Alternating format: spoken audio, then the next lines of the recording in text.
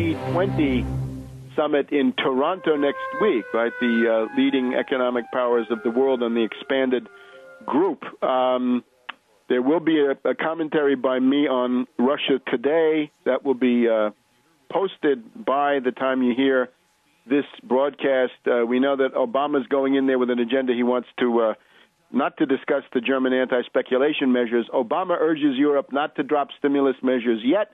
The Chinese government saying, but out of our currency management, the German ban on naked credit default swaps, various Tobin tax measures, anti-hedge fund, anti-derivatives measures coming out of Europe. You can get my take on that, the preliminary take, by looking at the website. Can't go into it now because we do want to go back to de Gaulle. Now, de Gaulle is a dirigist. This is a school of economics to which I belong. Mercantilists, protectionists, dirigists.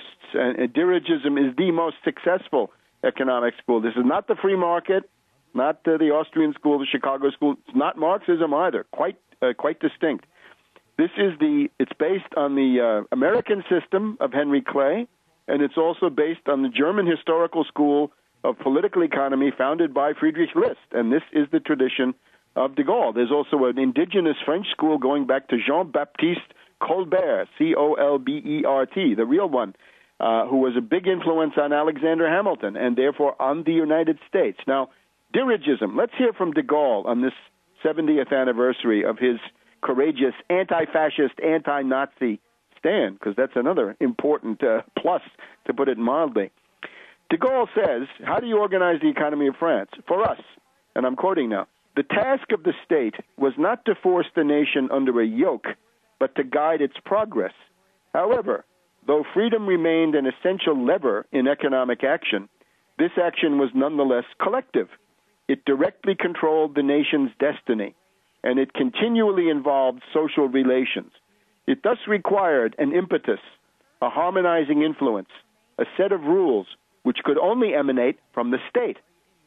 This is now dirigism. It's based on the theory of indicative planning by Jean Monnet, the foundation of Europe. It comes out of the Marshall Plan and the early years of the European coal and steel community. The French had a commissariat of the plan that would establish broad national priorities. That is to say, indicative planning, a list of 5 or 10 important things you want to do, and how do you get there. This is not the micromanagement of the Soviet Gas plan, which tried to manage everything down to the last bolt. Here's what de Gaulle goes on to say. In practical terms, what this new economic policy primarily amounted to was drawing up the national plan. In other words, deciding on the goals, the priorities, the rates of growth, and the conditions that must be observed by the national economy, and determining the fields of development in which it must intervene, and the laws and the budgets. It is within this framework that the state increases or reduces taxation, eases or restricts credit, regulates customs duties, that it develops the national infrastructure, roads, railways, waterways, harbors, airports, communications, new towns, housing, and so forth, that we harness the sources of energy, electricity, gas, coal, oil, atomic power, initiates research in the public sector and fosters it in the private sector, that it encourages the rational distribution of economic activity over the whole economy, and by means of social security, education, and vocational training, facilitates the changes of employment forced on many Frenchmen by modernization.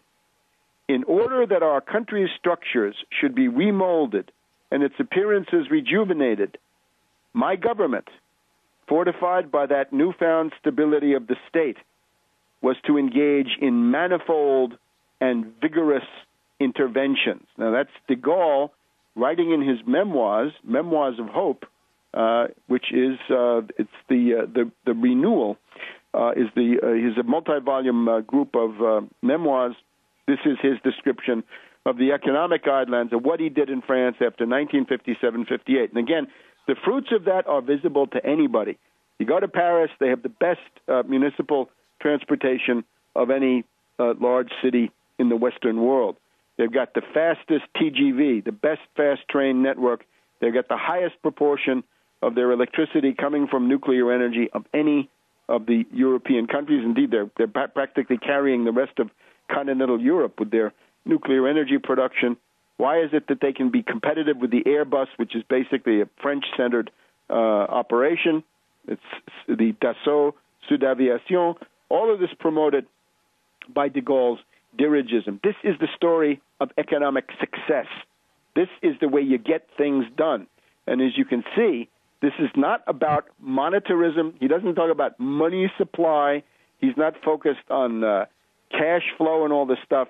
You heard it. Roads, railways, waterways, harbors, airports, communications, new cities. When was the last time you heard that? Housing. Obviously, the labor market plays a big role. The question of advancing towards full employment. And if there is technological unemployment, retraining and making adequate provision for the transition into new modes of production. Now, this is one of the great success stories of the modern world. In my book, de Gaulle is on the list of the four or five really great figures of the 20th century, along with Dr. Sun Yat-sen of China, Ataturk of Turkey, Franklin D. Roosevelt of the United States, and de Gaulle. And I guess we should have a fifth category for the non-aligned, for people like Nehru, Sukarno, Nkrumah, Tito, and the rest of the movement there from Bandung, and Nasser, of course. Nehru, Sukarno, Nkrumah, Tito, Nasser, from Bandung to Belgrade in the 50s and 60s, the founders of the non-aligned movement. Let's give them honorable mention.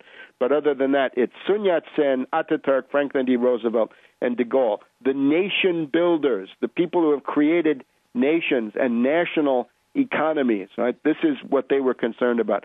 And notice the constant stress on national pride, not the carping denigration, not the endless sniping negativism, the scoring of debaters' points, the wedge issues, and all the rest of us. This is a figure of great historical grandeur. And it was, again, 70 years ago that he took this courageous stand when most French leaders, certainly the entire political class, was figuring out how they would prosper under Nazi occupation. And that was Pétain and Laval and so many others. De Gaulle said no.